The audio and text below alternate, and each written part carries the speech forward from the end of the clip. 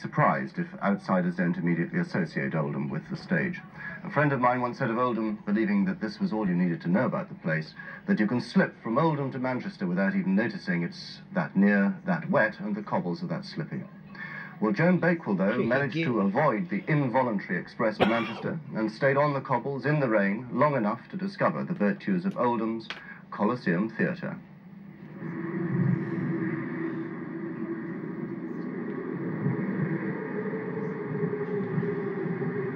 This is what Oldham used to be all about.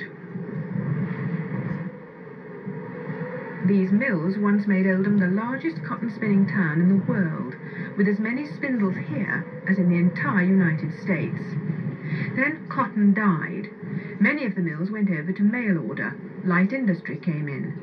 More recently, Oldham, like the rest of the Northwest, has taken the recession hard. One of the things that is booming in Oldham is the theatre. It's so successful that the London impresarios now keep an eye on it. Theatre buffs know all about it, and theatre critics watch out for what Oldham is up to.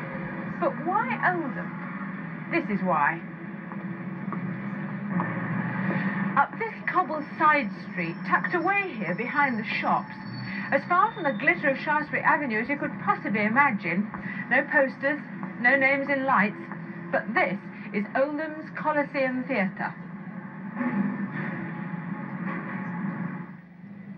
Theatre has been happening here for a long time. Then in 1939 it became the Coliseum Repertory Theatre Club.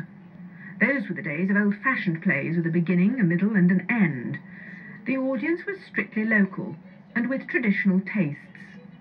Then in 1978 that company went into liquidation and from the ruins sprang a brand new approach, the creation of one man, its director Kenneth Allen Taylor.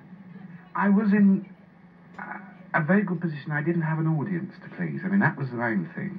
There were a few old ladies left, you know, and I wanted the younger people. That's the answer, to get the school kids and the 20 to 30-year-olds in, because you've got to aim for the kids, because they're going to be our future audience, you know. And so I thought, okay, we'll go in with something they've never seen before. Kes was the first sort of flying start, so to speak. Now everybody's heard of Kes. Everybody's intrigued, how the hell do you play about a kestrel on stage?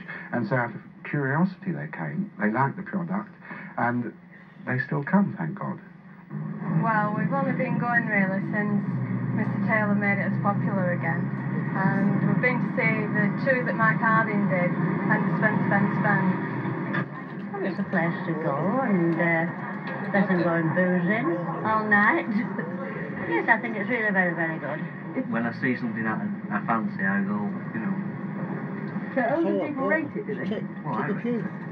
Yeah, he's appealed to the young again, I think, rather than, you know, just old fuddy-duddy sort of Shakespeare and things that used to be put on, and things that people didn't really have that much interest in. It's brought more interest, I think. The successes of his policy have been remarkable. Cass played to 35 on its second night, but then sold out, a premiere. Majority of One, a play by an MP, Joe Ashton, a premiere. Whistle Down the Wind, a stage premiere from the novel. Last Saturday, yet another premiere. The play Cracks by Martin Sherman, an extraordinary farrago of a comic thriller set among an eccentric group of 60s Californian weirdos.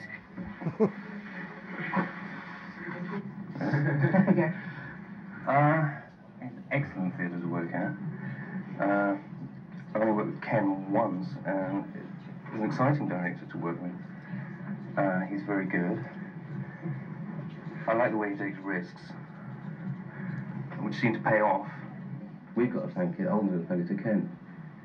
He's the man that came here and took it on, took a derelict theatre, took it on and put some really good plays on it. He's the person to really thank. He took the risks, took the gambles, and it's paid off.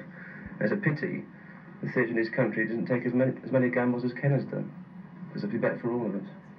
He knows his audience, for a start. He definitely knows the audience he's aiming for this particular theatre, and he's not afraid to stretch them, I think is what it is. He knows them, but he's not prepared just to pander to them. He will stretch them and give them as much as they can take. This play, very unusual about strange, cranky, freaky Californian people. Is this one going to go just as well? Your guess is as good as mine. I mean, that's the joy of Oldham. There is no guaranteed success. I mean, this, amazingly, has got a bigger advance than Spend, which is a play they knew about. They know Viv Nicholson. Cracks, well, I don't know if it will go, but I think Martin Sherman's work should be seen. No one else has ever done a Martin Sherman over here, apart from Bend. Why the hell not, you know? He's a super writer. And it's fun. It's also saying something. They're weird, wonderful characters. It's sexy. It's bawdy again. And it might enter the theatre. Hey, you're Rick's cousin, right? Right. You want to come to my room? Well, I don't think so. Oh, I'm really into families. New plays are death to most theatres.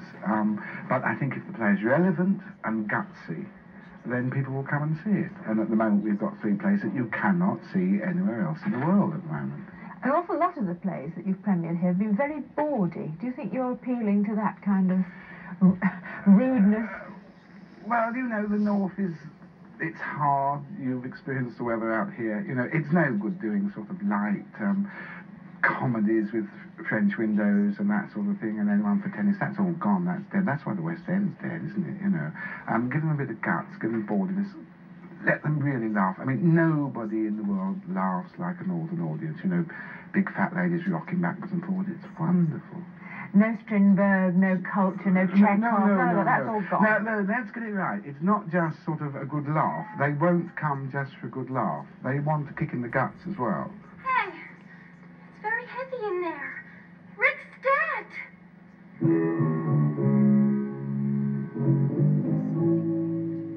So that's what they mean by kicking the guts in Oldham. Joan Bakewell reporting from there.